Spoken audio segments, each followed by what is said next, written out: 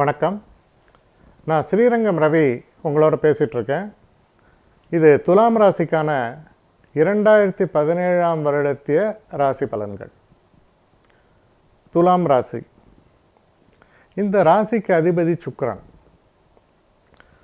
சுக்கிரன் அப்படின்னு சொல்லும் பொழுது முக்கியமான ஒரு விஷயம் என்ன அப்படின்னா, ஒரு பளபளப்பு, மக்கள் தொடர்பு, திரைப்படத்துறை, அப்புறம் லக்ஸுரி திங்ஸ், நகைகள், அப்புறம் பார்த்திங்கன்னா இது குறிப்பாக வந்து பெரிய ஒரு கிளப்பு, சினிமா தேட்டர்ஸ், இது மாதிரி பல விஷயங்கள் எதெல்லாம் உங்களுக்கு பளபளன்னு மேலே தெரிகிறதோ எல்லாமே சுக்கிரன் தான். பெண்ணின் அம்சம் அப்படின்னு சொல்லலாம் சுக்கிரனை. இந்த துலாம் ராசி நேயர்களுக்கு இந்த 2017 வருஷத்து பலனை பார்க்கும் பொழுது என்னென்ன மேஜர் சேஞ்சஸ், அதாவது பிளானட்டரி டிரான்சிட்ஸ் என்ன அப்படிங்கிறத முதல்ல பார்க்கலாம். உங்களுக்கு ரொம்பவும் யோகத்தை தரக்கூடியவர் அப்படின்னா அது சனி, அதற்கு அடுத்தபடியாக சுக்கிரன், அதற்கு அடுத்தபடியாக புதன்னு சொல்லலாம். இப்போது சனீஸ்வர பகவானை பொறுத்தவரையில் உங்களுக்கு ஒரு பெரிய ஒரு அட்வான்டேஜ் என்னென்னா, 7.5 சனி அப்படின்னா ஏதோ ஒரு பெரிய ஒரு பாறாங்கல்ல வச்சுன்னு உட்காந்துருக்கா மாதிரி. அந்த 7.5 சனி விலகக்கூடிய காலகட்டம். அதாவது 2ஆம் இடத்திலிருந்து அவர் 3ஆம் இடத்திற்கு மாறுகிறார் ஜனவரி இறுதியில். அதற்கப்புறம் பார்த்திங்கன்னா இந்த ஜனவரி மாதத்துலேருந்து அவர் வந்து இந்த 3ஆம் வீட்டிலேயே இருந்துட்டு வர்றார். அப்புறம் என்ன ஆகுது, ஜூன் மாத இறுதியில் திரும்பவும் 2ஆம் இடத்துக்கே வருகிறார், திரும்பவும் 7.5. அது வந்து ஒரு 3 மாதங்கள் 4 மாதங்கள், அக்டோபர் இறுதி வரை. அப்புறம் அக்டோபர் மாதத்துலேருந்து அவர் திரும்ப மொத்தமாக விலகி போயிடுறார். இது சனியுடைய மூமெண்ட்டு. அடுத்து உங்களுடைய ராசிநாதனான சுக்கிரன்.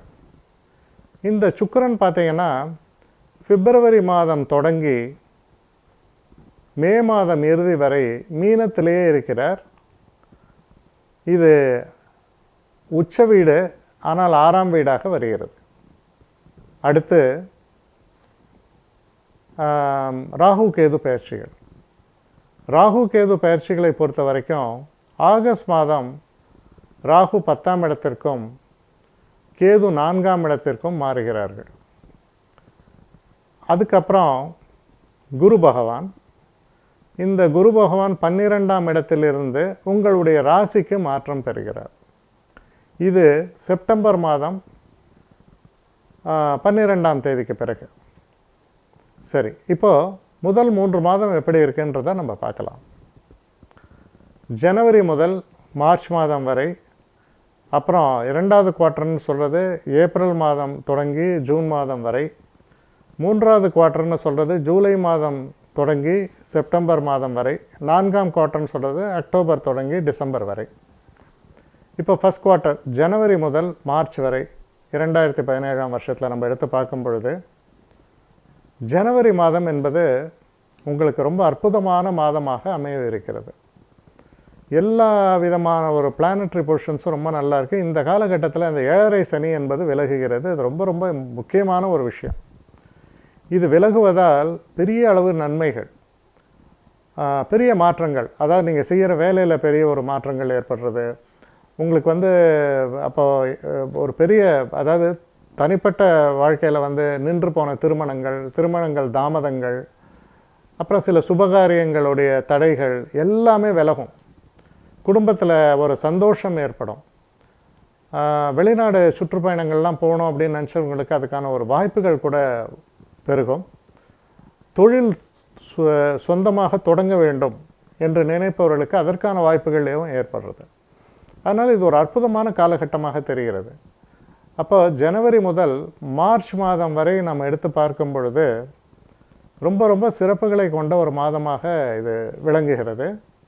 இந்த ஒரு காலகட்டத்தில் உங்கள் ராசிநாதன் 6ஆம் இடத்திற்கு போவது அப்படிங்கிறது ஒரு தொய்வு நிலையை ஏற்படுத்தலாம். ஆனால் அந்த 6ல் அவர் உச்சமாக இருந்து அதை வந்து குரு பார்ப்பதால் கிட்டத்தட்ட, அதாவது உங்களுக்கு நன்மை செய்பவர் செய்ய முடியாத ஒரு நிலைக்கு போனாலும் கூட அவர் ரொம்ப ஆரோக்கியமாக இருக்கக்கூடிய ஒரு நிலையை திரும்ப அவருக்கு உருவாக்குறது என்னென்னா அந்த குரு பார்வை. அப்போ என்ன ஆகும்னா, இந்த லிட்டிகேஷன், கோர்ட்டு பிரச்சனைகள் இதெல்லாம் சரியாக இருக்கும்.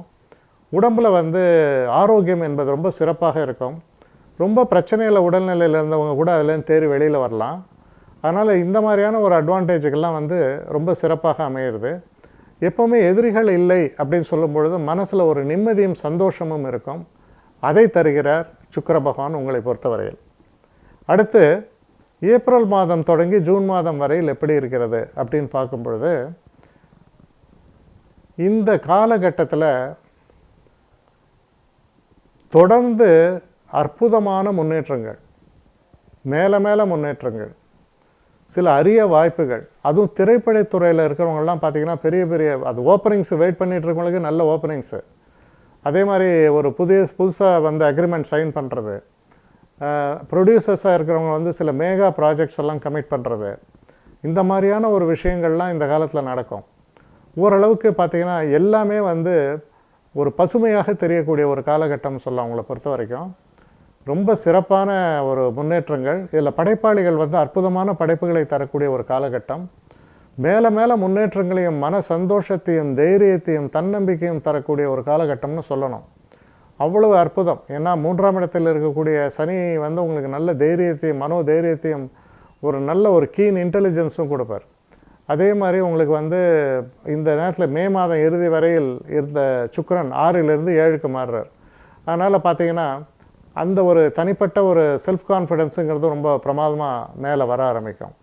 அதனால் ரொம்ப சிறப்புகளை கொண்ட ஒரு காலகட்டமாகத்தான் இந்த 2வது குவார்ட்டரும் உங்களுக்கு அமையிறது. அடுத்து 3வது குவார்ட்டருக்கு வரேன். அதாவது ஜூலை டு செப்டம்பர் என்னவாக இருக்குது அப்படின்னு பார்க்கும் பொழுது, சனி பகவான் மீண்டும் அந்த 7.5 பொசிஷன், அதாவது 2ஆம் வீட்டுக்கு வருகிறார். அதே நேரத்தில் உங்களுக்கு வந்து பார்த்திங்கன்னா ஆகஸ்ட் மாத இதில் 10ஆம் இடத்துக்கு ராகுவும் 4ஆம் இடத்துக்கு கேதுவும் போவாங்க. ஒரு வசனம் சொல்லுவாங்க, 10ஆம் இடத்தில் பாம்பையாவது போடு அப்படின்னு. என்ன காரணம்னா 10ஆம் இடத்திற்கு செல்லக்கூடிய ராகு தொழிலில் ஒரு மாற்றங்களை கொண்டு வருவார். வெளிநாட்டுக்கு செல்ல வேண்டும் என்ற ஒரு நினைப்பு இருக்கிறவங்களுக்கு வெளிநாடு போவதற்கான வாய்ப்புகள் ஏற்படும். அதே மாதிரி 4ஆம் இடத்துக்குடைய கேது வந்து வீடுன்னு சொல்கிறது, வீட்டில் தங்க முடியாது, வெளியில் கொஞ்சம் சுற்ற வேண்டிய வேலைன்னு அர்த்தம். அதாவது அப்போ நீங்கள் எப்போ the restless is a sign of growth அப்படின்னு சொல்லுவோம். அப்போது அந்த நேரத்தில் நீங்கள் உங்களுடைய அலைச்சல் இதெல்லாமே உங்களுக்கு ஒரு பெரிய அளவுக்கு உங்களுக்கு தன விருத்தியையும் புகழையும் பெற்றுத்தரக்கூடிய ஒரு காலகட்டமாக இது அமையும். அப்போது இந்த காலகட்டத்தில் மேலே மேலே சிறப்புகளை தான் சொல்ல முடியும். அதாவது திரைக்கடலோடியும் திரவியம் தேடுமாங்க, அது மாதிரி திரைக்கடலோடி திரவியம் தேடக்கூடிய ஒரு காலகட்டம்னு கூட சொல்லலாம். நிறைய அலைச்சல்கள் இருக்கும். அது இருக்கும். இந்த நேரத்தில் வந்து ஒரே ஒரு விஷயம் என்ன அப்படின்னு பார்த்தோன்னா, கொஞ்சம் உடல் ஆரோக்கியத்தை சரியாக கவனிச்சுக்கணும். ஆனால் பெரிய அளவு பாதிப்பு ஏற்படாது. ஏன்னா 6ஆம் இடத்தை குரு பார்த்து கொண்டு இருப்பதால். அதனால் ஆகக்கூடி பார்த்திங்கன்னா கண்டினியூஸாக பிப்ரவரி மாதம் தொடங்கி செப்டம்பர் மாதம் வரையில் மேலே மேலே மேலே முன்னேற்றங்களை மட்டுமே நீங்கள் பார்க்கக்கூடிய ஒரு காலம்னு சொல்லலாம். எந்த விதமான பெரிய சோதனைகளுமே இருக்காது. மனசில் தைரியம் இருக்கும், தன்னம்பிக்கை இருக்கும், எதிரிகளால் இருக்கக்கூடிய பிரச்சனைகள் எல்லாம் தீர்ந்துவிடும். ரொம்ப ஒரு பீஸ்ஃபுல் ஃப்ரெண்ட்லி அட்மாஸ்ஃபியர்மாங்க, அது மாதிரி உங்களுக்கு அமையக்கூடிய ஒரு நிலை, சந்தோஷங்களை எல்லாம் அனுபவிக்கக்கூடிய ஒரு தன்மை, இதெல்லாமே சிறப்பாக நிறைந்து இருக்கக்கூடிய ஒரு காலகட்டம். ஆனால் இதில் வந்து ஒரு குறிப்பாக சொல்லக்கூடிய ஒரு பேரதிர்ஷ்டம் ஒன்று வந்தது, பெரிய திருப்பம் ஒன்று வந்ததுன்னு சொல்ல மாட்டேன். ஆனால் இருக்கிற விஷயங்கள் படிப்படியாக முன்னேற்றம், பின்னடைவே கிடையாது. எல்லாத்துக்கும் மேலே பீஸ் ஆஃப் மைண்டுன்னு சொல்கிறோம், அது இருக்குது. இதில் ஆகஸ்ட் மாதம் வந்து மாறக்கூடிய அந்த ராகு பெரிய அளவுக்கு வேலையில் மாற்றங்களை கொண்டு வருவார். அது வந்து உங்களுக்கு பெரிய அளவுக்கு உத்வேகத்தை தரக்கூடிய அளவுக்கு அமையும் அப்படின்னு கூட சொல்லலாம். இதெல்லாம் நடக்கக்கூடியது இந்த 3rd குவார்ட்டரில் வருது. அதுக்கப்புறம் 4th குவார்ட்டர். இந்த 4th குவார்ட்டரில் பார்க்கும் பொழுது குரு முதல் வீட்டில் இருக்கிறார். அதாவது எப்போவுமே குரு வந்து 3க்கும் 6க்கும் உடைய ஓரளவு பிரச்சனையை தரக்கூடியவர் தான். அவர் வந்து உங்களுடைய ராசிக்கு வரும்பொழுது பார்த்திங்கன்னா நிறைய சஞ்சலங்கள்லாம் ஏற்படக்கூடிய காலகட்டம்னு சொல்லணும், அக்டோபர் மாதம். ஆனால் இந்த நேரத்தில் உங்களுக்கு யோகத்தை தரக்கூடிய சனி கை கொடுக்கிறார். அதாவது அவர் என்ன செய்கிறார், அக்டோபர் 8 திரும்ப அவர் வந்து 3ஆம் வீட்டுக்கு செல்கிறார். அப்போ என்னாகும், குருவினால் சில பிரச்சனைகள், அதாவது சில பிரச்சனைகள்னால் அது தவிர்க்க முடியாத சில பிரச்சனைகள் ஏற்படும், மனக்கிளேசங்கள் ஏற்படும், வீணான அலைச்சல்கள் ஏற்படும், ஏதோ ஒரு சில தொல்லைகள்லாம் ஏற்படும். ஆனால் இந்த தொல்லைகளை எல்லாம் சரியான முறையில் அதை வந்து நிர்வாகம் பண்ணி சமாளித்து அதை முன்னுக்கு வரக்கூடிய ஒரு தன்மையை சனி தந்து விடுவார். அதனால் 3ஆம் வீட்டில் இருக்கக்கூடிய சனி மிகவும் பலமாக அமையிறது. இவர் நகர்ந்த ஒரு மாதத்துலேயே அவரும் நகர்ந்துடுறதால பார்த்திங்கன்னா பெரிய பாதிப்பே இல்லை. அப்போ அக்டோபர், நவம்பர், டிசம்பரில் மனோதைரியம், ஒரு முடிவெடுக்கும் திறமை இதெல்லாம் உங்களுக்கு கை கொடுக்கும். அப்போது பிரச்சனைகள் இருக்குது இல்லைன்னு சொல்ல கடைசி 3 மாதம். ஆனால் அந்த பிரச்சனைகளை சமாளிக்கக்கூடிய அளவுக்கு மனோதைரியமும் தன்னம்பிக்கையும் தரக்கூடிய ஒரு காலகட்டமாக இது அமையும். அதே காலகட்டத்தில் பார்த்திங்கன்னா 10ஆம் இடத்துல இருக்கக்கூடிய ராகுவும் 4ஆம் இடத்துல இருக்கக்கூடிய ஒரு கேதுவும் நல்ல மாற்றங்களையும் கொண்டு வருவார்கள். அதனால் அது ஒரு பெரிய அளவுக்கு உத்வேகம் அதிகரிக்கும். உங்களுக்கு தசைகள் மட்டும் நன்றாக நடக்கிற பட்சத்தில் ஒரு ரிஸ்க் எடுத்தேன், அந்த ரிஸ்கில் நான் மாபெரும் வெற்றி அடைந்தேன்னு சொல்லுவாங்க இல்லையா, அந்த நிலையை நீங்கள் எதிர்பார்க்கலாம். ஒருவேளை தசை எனக்கு சரியாக இல்லை அப்படின்னு சொன்னால் கூட நீங்கள் எடுக்கக்கூடிய அந்த ரிஸ்க் வந்து உங்களுக்கு வீணாகாது, ஓரளவுக்கு நன்மைகளை தரக்கூடிய அளவில் தான் இது அமையும். அதனால் துலா ராசிக்காரர்களுக்கு வந்து மொத்தமாக நம்ம 12 மாதங்களை பார்க்கும் பொழுது ரொம்ப சிறப்பாகத்தான் அமையிறது. கடைசியில் கொஞ்சம் பிரச்சனைகள் வரலாம் அந்த லாஸ்ட் 3 மாதம். மற்றபடி இந்த 9 மாதம் ரொம்ப ரொம்ப சிறப்பாக அமையிறது. நல்ல ஒரு முன்னேற்றத்தை தரக்கூடிய ஒரு காலகட்டம். அந்த கடைசி 3 மாதங்களில் கூட 7.5 சனி விலகி விடுவதால் அந்த பிரச்சனையும் ஏற்படலை. அதனால் இது பார்த்தோன்னா ரொம்ப சிறப்பான ஒரு முன்னேற்றத்தை தரக்கூடிய ஒரு காலகட்டமாகத்தான் இந்த துலாம் ராசிக்காரர்களை பொறுத்தவரையில் அமைகிறது. இந்த துலாம் ராசிக்காரர்களை பொறுத்த வரைக்கும் ஒரு விஷயம் வந்து ரொம்ப முக்கியமாக செய்யணும். என்ன அப்படின்னு பார்த்தீங்கன்னா, சனிக்கிழமைகளில் நாராயணனை தரிசனம் செய்வது ரொம்ப அவசியம். அதே மாதிரி சனி பிரீதி, சனி பகவானுக்கு ஏதோ ஒரு சனீஸ்வரன் கோயிலுக்கு போய் சென்று வாருங்கள். அதாவது ஏற விலகிட்டேன்னு சொல்ல, அந்த இடத்துக்கு நீங்கள் போயிட்டு வாங்க. ஏன்னா அவர் யோகக்காரர், உங்களுக்கு யோகத்தை தரப்போகிறார். அதனால் சனீஸ்வரனுடைய கோயிலுக்கு போய் சென்று வாருங்கள். சனிக்கிழமைகளில் சனி தீபங்கள் ஏற்றுங்கள். இந்த ஒரு காரியங்களை, பரிகாரங்களை மட்டும் நீங்கள் செய்தால் போகிறோம். அதாவது சனிக்கிழமைகளில் நீங்கள் செய்யக்கூடிய அந்த விஷயங்கள் உங்களுக்கு மாபெரும் நன்மையை பெற்றுத்தரும். அதே போல் அம்பாளை உபாசிப்பதும் சிறப்பு. ஏன்னா சுக்கிரன் முக்கியமானவர். அம்பாளை உபாசிப்பதும் சிறப்பு.